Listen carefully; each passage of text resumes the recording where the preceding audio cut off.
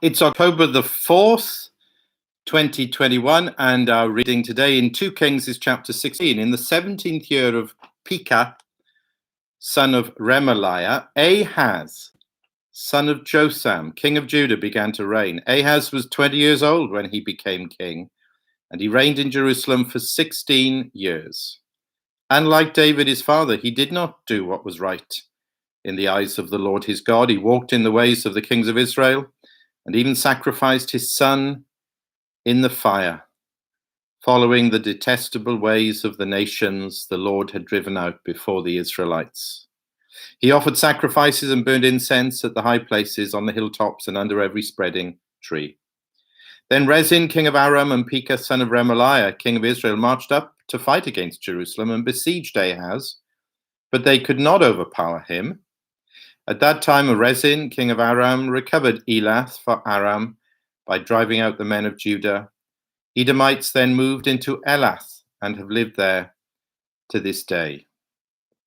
Ahaz sent messengers to say to Tiglath-Pileser, king of Assyria, "I am your servant and vassal. Come up and save me out of the hand of the king of Aram and of the king of Israel who are attacking me." And Ahaz took the silver and gold found in the temple of the Lord and in the treasuries of the royal palace, and sent it as a gift to the king of Assyria. The king of Assyria complied by attacking Damascus and capturing it. He deported its inhabitants to Kir and put Rezin to death. Then King Ahaz went to Damascus to meet Tiglath-Pileser, king of Assyria. He saw an altar in Damascus and sent to Uriah the priest a sketch of the altar with detailed plans for its construction. So Uriah the priest built an altar in accordance with all the plans that King Ahaz had sent from Damascus and finished it before King Ahaz returned. When the king came back from Damascus and saw the altar, he approached it and presented offerings on it. He offered up his burnt offering and grain offering, poured out his drink offering, and sprinkled the blood of his fellowship offerings on the altar. The bronze altar that stood before the Lord he brought from the front of the temple, from between the new altar and the temple of the Lord, and put it on the north side of the new altar. King Ahaz then gave these orders to Uriah the priest: "On the large new altar, offer the morning burnt offering and the evening grain offering, the king's burnt offering and his grain offering, and the burnt offering of all the people of the land, and their grain offering and their drink offering. Sprinkle on the altar all the blood of the burnt offerings and sacrifices. But I will use the bronze altar for seeking guidance." And Uriah the priest did just as King Ahaz had ordered. King Ahaz took away the side panels and removed the basins from the movable stands. He removed the sea from the bronze bowls that supported it and set it on a stone base. He took away the Sabbath canopy that had been built at the temple and removed the royal entrance outside the temple of the Lord in deference to the king of Assyria. As for the other events of the reign of Ahaz and what he did, are they not written in the book of the annals of the kings of Judah? Ahaz rested with his fathers and was buried with them in the city of David. And Hezekiah his son succeeded him as king. Amen. Oh, excuse me, it's all happening this morning.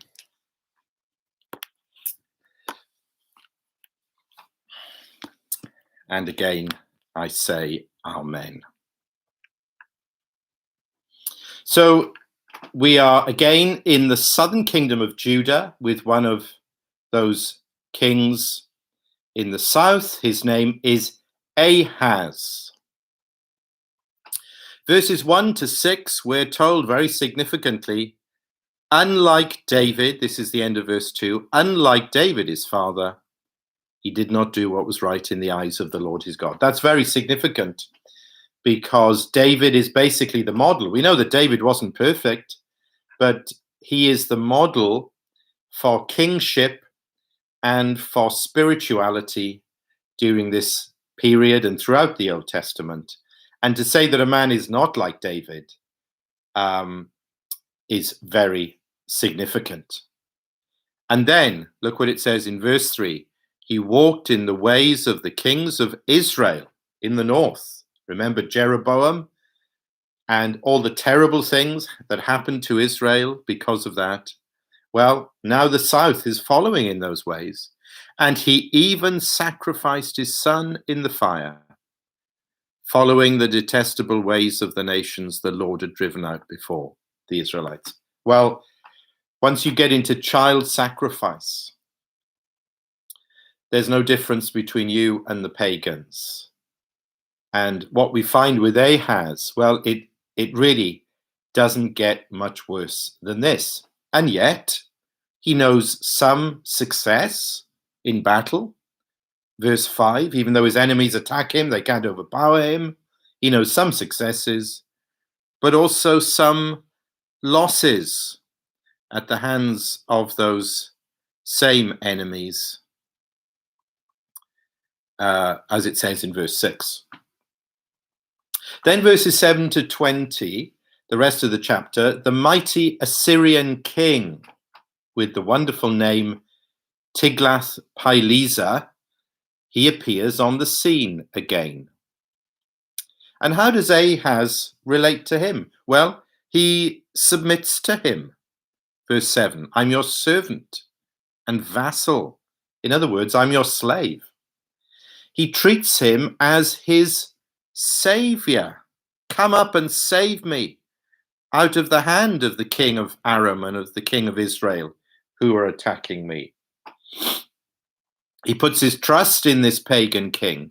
He looks to him to be his deliverer, and he placates him and pleases him with one treasure after another.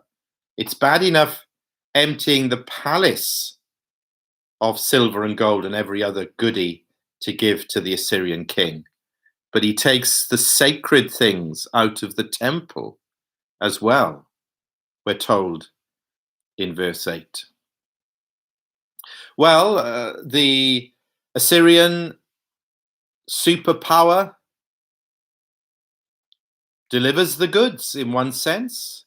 He does exactly what Ahaz calls upon him to do. Verse 9. And therefore, you can see how Ahaz is getting more and more drawn in, sucked in to the world of the Assyrians. Therefore, look at verse 10. Then King Ahaz went to Damascus to meet Tiglath-Pileser, king of Assyria. I'm not sure we've ever seen this before. He's not being deported. He's not being taken as a slave. He's not a prisoner of war. He's going voluntarily. He is going because he's made himself a slave, and he's looked to this man and this superpower as his deliverer. So he goes voluntarily. And here's the thing then that characterizes the rest of the chapter. Ahaz now seems dazzled by the might and majesty of Assyria, and particularly by their religion.